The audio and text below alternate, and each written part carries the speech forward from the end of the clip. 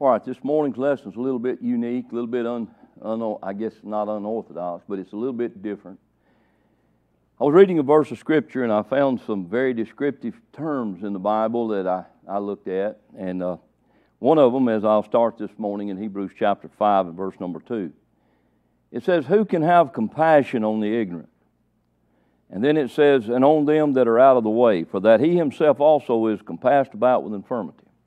Now, my point is, I don't know if y'all have noticed this or not, but our society is filled with ignorance. Now, when I say ignorance, I want you to understand this is not that terminology. When you say ignorance means not knowing, okay? Ignorant means not knowing. That doesn't have anything to do with the other terminology when you say stupid or arrogant or all of these things that people describe people as. Ignorant means not knowing, okay? A lot of times in our society, we run across people that don't really know. And when I say that, they are ignorant. Now, I've said it a lot of times about myself. There's a number of things in life that I'm ignorant about. One of them is electricity. I know very little about electricity. I know the fundamentals of hot and cold and things like that, but I'm ignorant of electricity, okay? So when you see these terms in the Bible, the reason I brought that to our attention, sometimes we have to pull on ourselves real hard to be kind. And that's what our subject's going to be about, kindness, okay? Now, I live with the kindest person I've ever known. I'm honest with you about that when I say it. I live with a woman that has more patience and kindness than anybody I've ever known in life. Now, she can get to a point where she don't use that patience and kindness. That's true. But she has a long stem, when it comes to patience and kindness. I guess that's from living with me. But I wanted us to look at some passages this morning and think about this. Let's start out with, and I've got a lot of them. I just want to make sure that I can get to the ones. Ephesians 4, verse 32. I want to start there with Ephesians 4, verse number 32. This will be our first start of the morning. And I want you to remember that we started out talking about ignorant. We may come across somebody that don't really know, don't have any knowledge. Bruce, I'm going to start with you.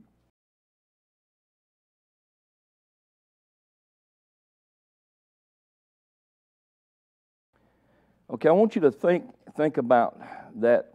Be ye kind one to another. What are some of your thoughts about kind? What would you say about that? How can you relate to kind? Do you think it has anything to do with patience? Okay. It does, doesn't it?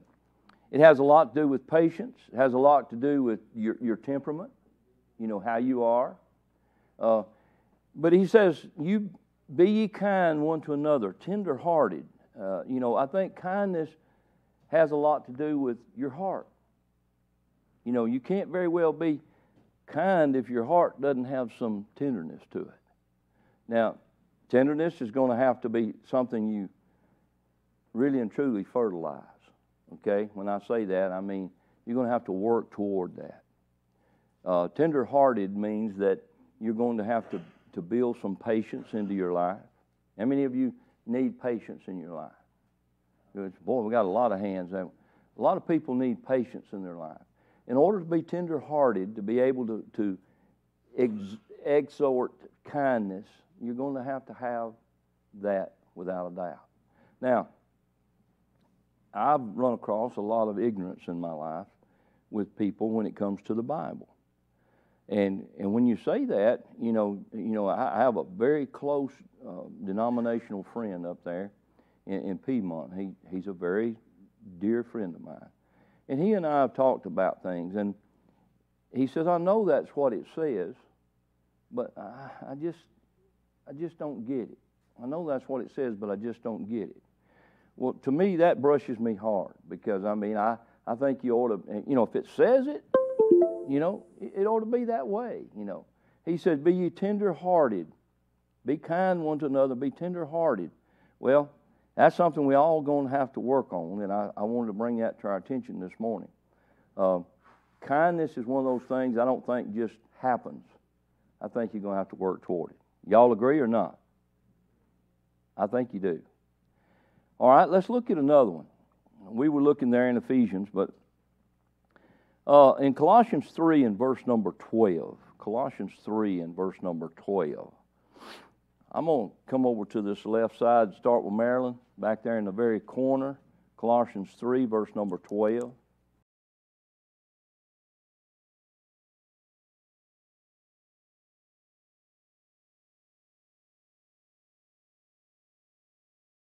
He said, you put these on because this is the elect of God.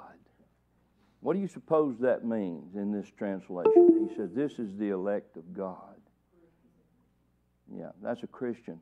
That's what God expects a godly person to be. He says, you deal with this. He says, you put on, therefore, the elect of God. He says, you're holy and beloved. But then he says, this is what I want you to do. Your bowels of mercy. Many of us need mercy. I mean, we all do, don't we? He said, you have bowels of mercy. And then the next thing you read there is that word kindness. Kindness. Humbleness of mind and meekness and long-suffering. Somebody tell me in your own words, what do you suppose humbleness of mind means? Nobody want? I'll tell you what I think about that humbleness of mind. Have you ever been around a know-it-all? Anybody ever been around somebody like that? You know, where it don't matter what you know, they know more. It don't matter what you're, and you get around that know-it-all, humbleness of mind means, you got to know that somebody somewhere knows something you don't know, And that's a little bit of humbleness of mind. Because there are people in life that, honestly, they have a broad spectrum when it comes to understanding. But that humbleness of mind means, there's somebody out there that knows something you don't know. And you got to be careful with that. And you got to humble yourself to that. And when somebody knows something you don't know, don't try to out-know it. Deal with it. Now, then when you see that humbleness of mind, then you see meekness and long-suffering. Now, meekness to me, what do y'all suppose that means, meekness? Anybody got any thoughts on that? Meekness? Meekness is power under control. Power under control. All right, okay. That's a good thought. Meekness is sort of like, you don't have to be standoffish, but you don't have to be the center of attention either. Meekness is one of those where you really fit your place in life. And a lot of people, they don't know how to fit their place in life, how to fill their place in life. And it worries me sometimes that we don't see the meekness and the long-suffering. Now, what about the long-suffering? Y'all give me a definition of long-suffering. What is that? Patience. Okay? Amy's right. Patience you can't be long-suffering without patience. And long-suffering means get over it, And I was talking to a fellow the other day, and he just can't get over it. He just can't. He can't get beyond what's going on in his life that's causing him problems. He just can't get over it. I said, you can't live your life unless you become long-suffering.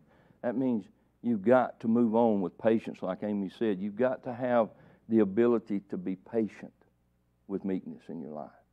And that's why I wanted to direct our attention this morning to being kind one to another, tender-hearted, forgiving one another. Now, let's look at another one. I think a lot about older folks that I've known in life that had the ability to be standoffish, but you knew without a doubt they knew a whole lot more than what was happening, and that's kind of what you're talking about, Bobby. For years and years when Brother Murphy was here, we called him Grandpa, and he was to all of us. But, he was a man that he would listen to what anybody had to say about the Bible and never interrupt or anything until it was all over with. And then he was very, very kind and gentle and meek from the standpoint of the way he directed what the Bible's teaching was on that. And so that's a very good point that Bobby made. Any other thoughts about that meekness there? He says, restore such a one. We're looking at Galatians 6 and verse 1 on this one. And we're going to use that word meekness again. Let's see, am I back to my right side? Okay, Laura, you want to read that?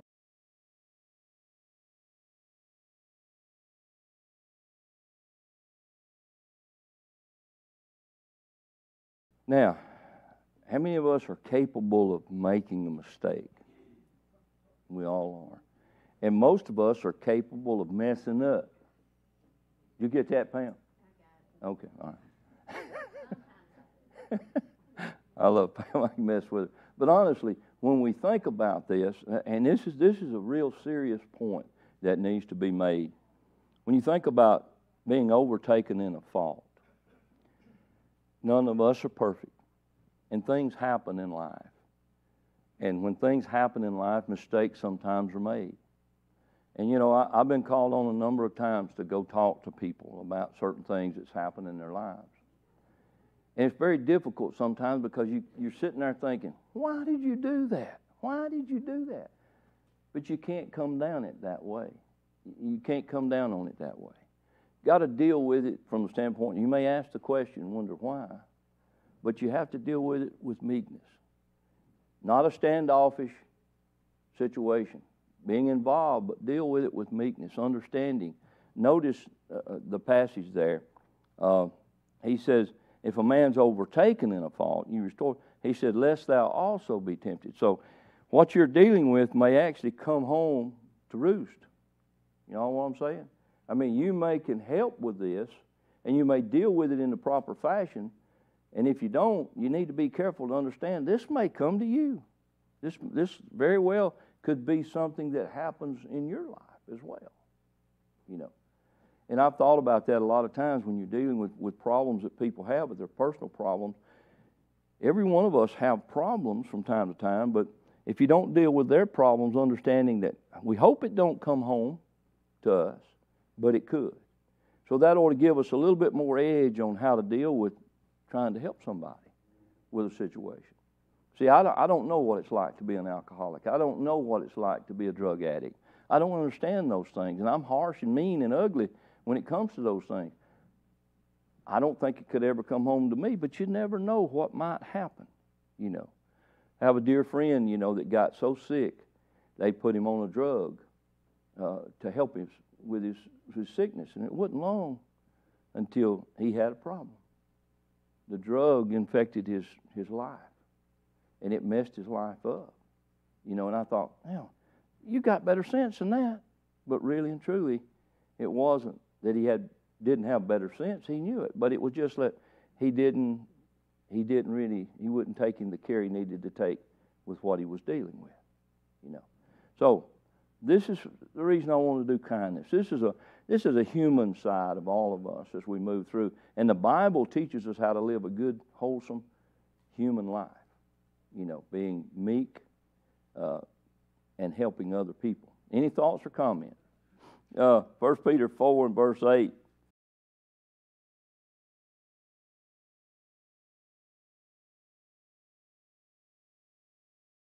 The word charity,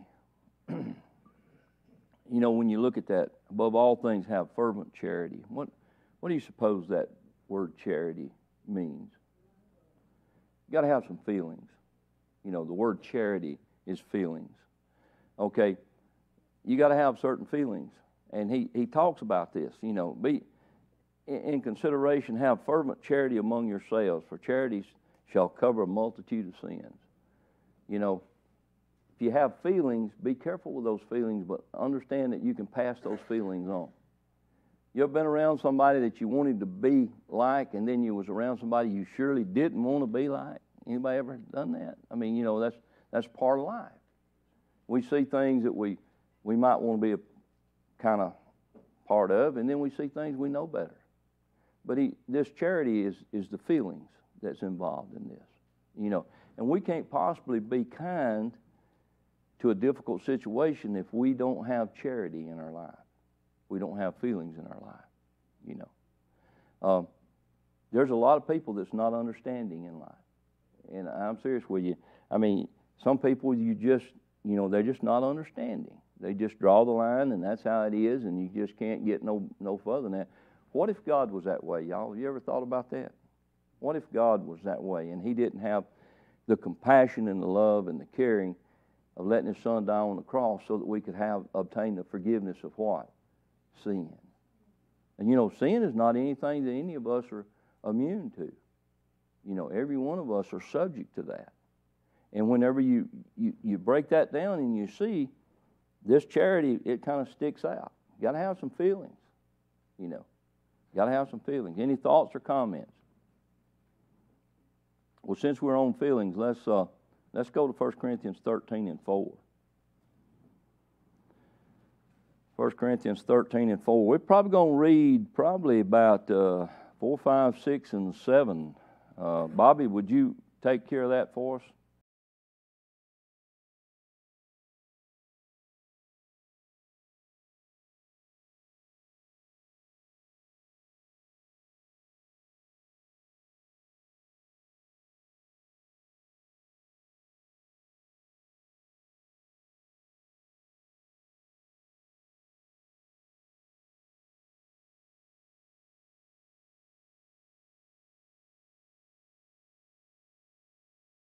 Okay, he's using the word love in the translation, which is what charity is. It's the feelings that we were talking about. Notice how the descriptive terms in this passage really brings it out. He says, love or charity suffereth long. You can deal with a lot of things. You can deal with a lot of things if you have the proper feelings. And then what about, he says it's kind. And that's what our lesson was really, I was promoting our lesson this morning. Love is kind, It's something we need to be careful with and understand, If you have feelings, you have to learn that kindness. You have to put the kindness in with those feelings. And then all this other stuff that he's reading, I mean, this is big time, He said, it vaunteth not itself and it's not puffed up. You ever been around somebody they call an old prude or something, you want to use words or something? You just can't find anything in the world that can't be right. You can't do that. I mean, and negativity, you know what it breeds? When somebody is negative and it's all negativity and nothing is positive and everything's negative, you know what that breeds? Anybody got any idea? More negative. That's right. It's kind of like an old man said to me one time at Jackson. He's telling this other fella. He said, if you can't say something good, just shut up. And he had a point.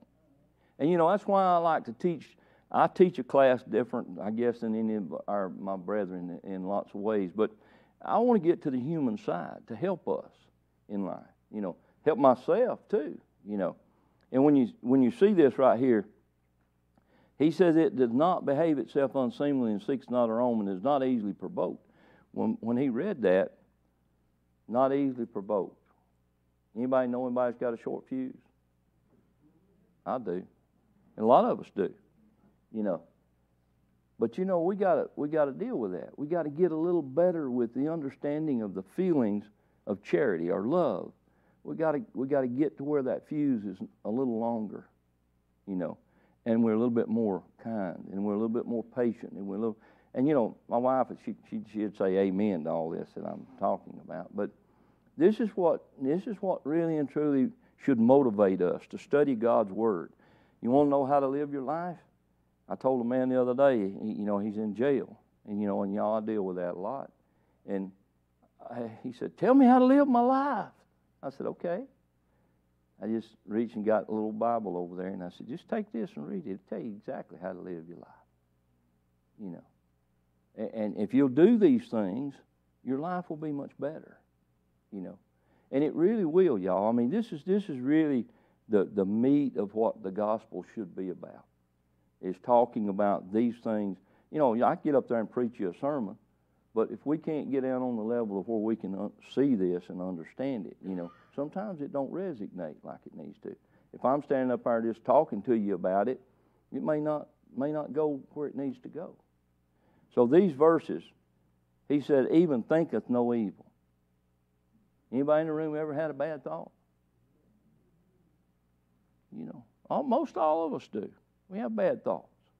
We have to be careful with that, And things promote bad thinking. A lot of things provoke bad thinking, If you want some bad thinking, turn on your television. You can think bad if you're not careful. The next thing I wanted to deal with in that passage, and I've almost got our time going this morning, he says, rejoiceth not in iniquity. Anybody ever, sin can be pleasurable. Am I right or am I wrong? Y'all think about this. Sin can be pleasurable.